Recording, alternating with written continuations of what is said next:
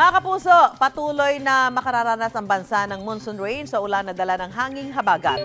Ayon sa Pag-asa, pinakaapektado ngayong Lunes ang Western Visayas, Negros Island Region, Zamboanga Peninsula, Northern Mindanao, Zambales, Bataan, Occidental Mindoro, Romblon at Palawan. Mag-i-alerto po sa posibleng baha o landslide. Posible ang light to moderate rains ngayong umaga sa ilang bahagi ng Southern Luzon, Visayas at Mindanao base sa rainfall forecast ng Metro Weather.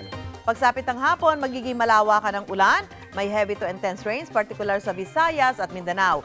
Uulanin din tayo dito sa Metro Manila ngayong araw. Gusto mo bang mauna sa mga balita? Mag-subscribe na sa GMA Integrated News sa YouTube at tumutok sa unang balita.